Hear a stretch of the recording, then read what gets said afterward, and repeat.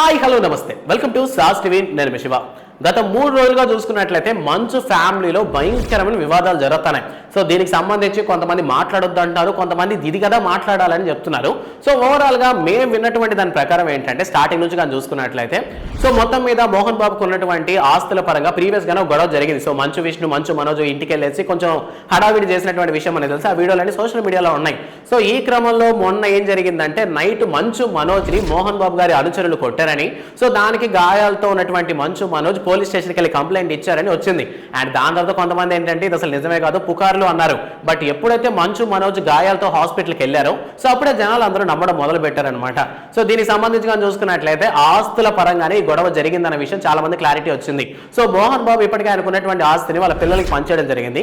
So ఈ క్రమంలో ఉన్నటువంటి ఆస్తుల్ని పనిచేస్తూ ఏదైతే ఎక్కువ ఇన్కమ్ ని జనరేట్ చేసే బిజినెస్లు ఉన్నాయో వాటిని మంచు విష్ణు మంచు లక్ష్మి పేరు మీద రాసినట్టు, సో మనోజ్ పేరు మీద రాసినటువంటి ఆస్తులు కానీ చూసుకున్నట్లయితే ఎక్కువగా ఇన్వెస్ట్ చేసేటటువంటి కంపెనీలు, పెద్దగా లాభాలు రానటువంటి కంపెనీలు ఏవైతే ఉన్నాయో వాటన్నిటి కూడా మనోజ్ పేరు రాసినట్టు, సో మొత్తానికి నాకు అన్యాయం జరిగిందని మంచు మనోజ్ ఇంటికి వెళ్ళిన తర్వాత ఈ గొడవ అంతా జరిగినట్టు అంటే పక్కన ఉన్నటువంటి అనుచరులతో మంచు మనోజ్ మోహన్ బాబు గారే కొట్టించినట్టు మంచు మనోజ్ ఇచ్చినటువంటి లేఖలో ఉందన్నమాట. అండ్ దాంతో పాటు మంచు మనోజ్ వైఫ్ అయినటువంటి మౌనిక మీద కూడా దాడి చేసినట్టు మంచు మనోజ్ అయితే కంప్లైంట్ ఇవ్వడం జరిగింది పోలీస్ స్టేషన్ లో. అండ్ దీనికి సంబంధించి కంప్లైంట్ ఇచ్చిన కొద్ది క్షణాల్లోనే మోహన్ బాబు గారు కూడా వెళ్ళేసి మంచు మనోజ్ ద్వారా ఆయన కోళ్ళైనటువంటి మౌనిక వల్ల నాకు థ్రెట్ ఉంది, సో మొత్తం మీద నాకు సెక్యూరిటీ ఇవ్వండి అని చెప్పి ఆయన కూడా కంప్లైంట్ ఇవ్వడం జరిగింది. సో హైదరాబాద్ కానీ చూసుకున్నట్లయితే మంచు విష్ణు ఒక 40 మంది బౌన్సర్లు వేసుకొని మంచు మనోజ్ ని కొట్టించడానికి తీసుకెళ్తున్నాడు అని చెప్పి ఒక రూమర్ వచ్చింది. దాంతో పాటు కూడాను మంచు మనోజ్ కూడా 30 మంది బౌన్సర్లని ఆపోజిట్ గా తీసుకెళ్తున్నారు అనేటటువంటి మాటలు నిన్నటి నుంచి వైరల్ గా మారాయి. సో ఓవరాల్ గా చూసుకున్నట్లయితే మంచు ఫ్యామిలీ మొత్తం ఇప్పుడు వివాదాల్లోనే ఉంది. ముఖ్యంగా చెప్పాలంటే సోషల్ మీడియా మధ్యలోనే నలిగిపోతుంది అనమాట.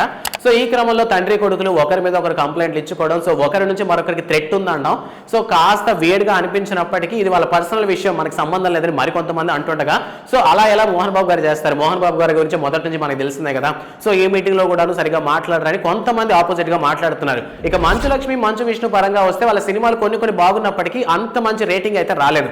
బట్ మంచు విష్ణు చేసినటువంటి సినిమాలు ఫ్లాప్ అయినప్పటికీ ఆయన చేసినటువంటి క్యారెక్టర్ పరంగా చాలా మంచి మార్కులే పడ్డాయి. అండ్ అంతేకాకుండా మంచు మనోజ్ చాలా సార్లు సొసైటీలో జరిగేటటువంటి తప్పులు ఎత్తి చూపడంలోనూ ముందుంటారు. అందువల్ల మంచు మనోజ్ మీద కాస్త పాజిటివ్ కార్నరే ఉంది జనాలందరికీ. సో ఓవరాల్ గా మంచు ఫ్యామిలీలో ఈ వివాదాలు మొత్తానికి కంప్లైంట్ దాకా వచ్చాయినా ఆగాయా లేదా అనే విషయం తెలియాల్సి ఉంది. అండ్ ఈ క్రమంలో మంచు మనోజ్ ప్రెస్ తో మాట్లాడుతూ ఏం చెప్పారంటే నేను ఇది ఆస్తుల కోసం చేయట్లేదు, నా ఆత్మ అభిమానం కోసం చేస్తున్నాను. అంటే నాకంటే ఒక సెల్ఫ్ రెస్పెక్ట్ ఉంటుంది కదా, నా ఇంటికి వచ్చి నన్ను కొట్టారంటే ఒక తండ్రిగా ఆయనకి నా మీద హక్కు ఉండొచ్చు, కానీ నా వైఫ్ ను కొట్టేటటువంటి అధికారం ఎవరికి లేదు అని చెప్పి ఓవరాల్ గా మంచు మనోజ్ అయితే మాట్లాడడం జరిగింది. సో ఈ ఇన్సిడెంట్ మరి ఎక్కడ వరకు వెళ్తుందో తెలియాలి. సో ఐ హోప్ ఈ విషయం మీద మీకు క్లారిటీ వచ్చింది అనుకుంటాను. సో ఇన్ కేసు నేను పాయింట్లు మిస్ చేస్తుంటే కామెంట్ సెక్షన్ లో నాకు చెప్పండి. అండ్ వీడియో నచ్చితే లైక్ చేయండి. And don't forget to subscribe sauce TV. Thanks for watching.